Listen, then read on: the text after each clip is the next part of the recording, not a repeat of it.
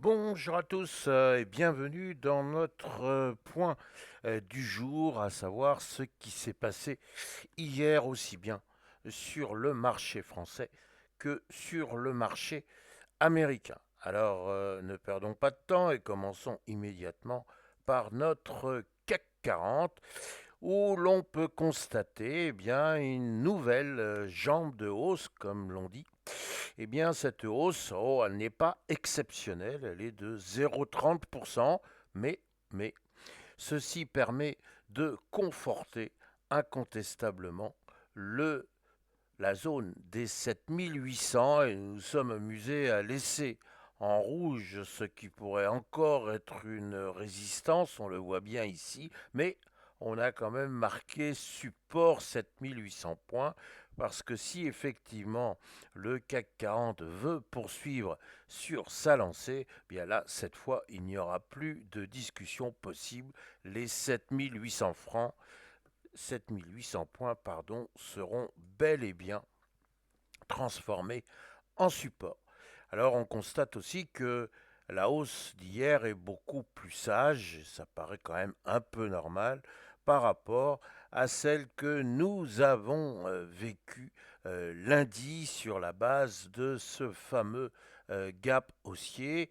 Toute la semaine dernière, nous avions indiqué que 7800 points, c'était un obstacle qu'il fallait le franchir si on voulait aller plus loin. Alors, l'impulsion haussière, on sait maintenant d'où elle est venue. C'est encore une fois le changement de fusil d'épaule de M. Trump, ce volte-face qui a permis de conclure ou plus ou moins de mettre les bases d'un accord commercial avec la Chine.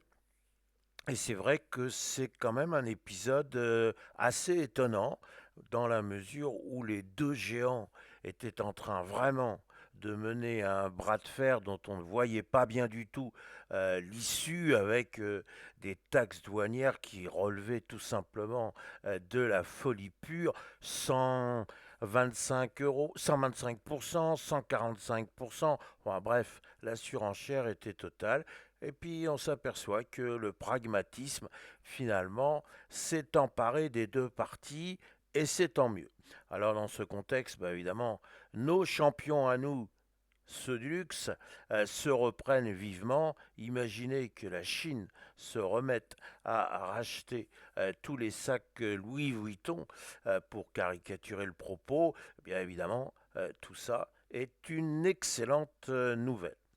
Alors, est-ce que la hausse peut encore se poursuivre? En théorie, nous voyons que nous sommes à quelques encablures des 7800 points.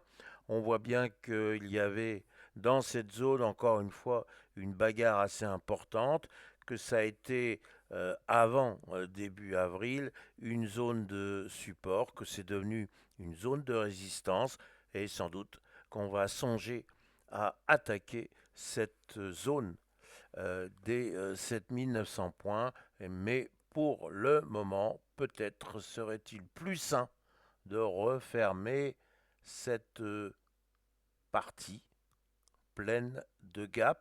Voilà, nous en sommes là, mais pour l'instant, tant que les 7800 points ne sont pas remis en cause, il y a toujours une tendance haussière.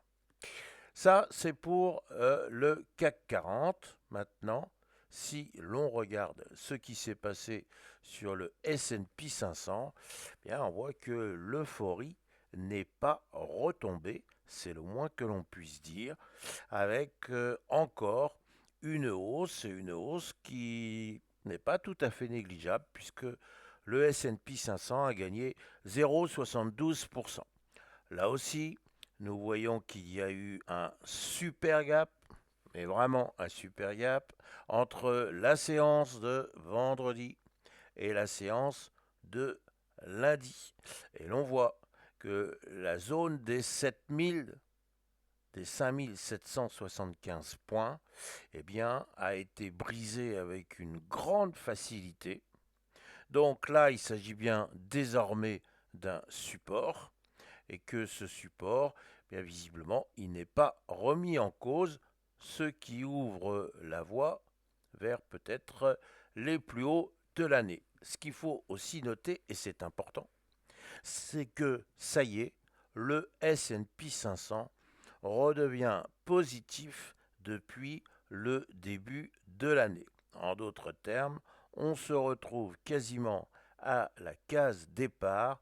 On a oublié totalement l'épisode fâcheux des taxes douanières envisagées par M. Trump. Alors est-ce que pour autant il faut maintenant croire Madame la Marquise lorsque celle-ci venait dire que tout allait bien, ou au contraire, faut-il quand même garder en mémoire qu'il y a encore beaucoup à faire en matière de taxes douanières et donc en matière de concurrence commerciale. La balance commerciale américaine est toujours déficitaire et ça, c'est un point qui fragilise l'économie américaine. Alors certes, hier, on a eu une bonne nouvelle sur le front de l'inflation.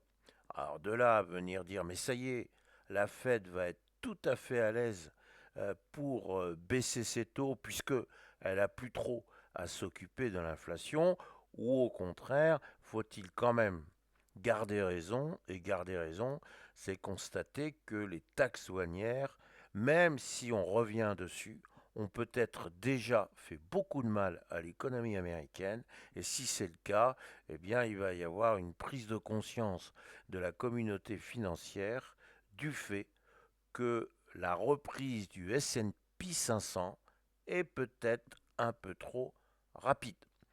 En conclusion, si tout ceci est trop rapide, on devrait revenir tester le support des 5775 points et vous pouvez conclure à ma place, à savoir que la hausse serait remise en cause si cassure des 5775 points, mais il faut rester factuel, et rester factuel, c'est constater que pour le moment, les 5775 points ne sont pas remis en cause.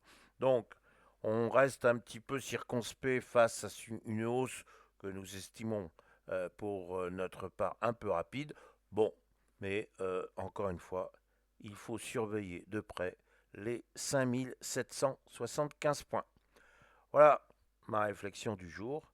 Il me reste à vous souhaiter une excellente séance et vous dire un grand merci pour tous ceux qui me suivent. Et vous savez, comme beaucoup, que les petits pouces sont toujours une source de réjouissance. Voilà, à bientôt.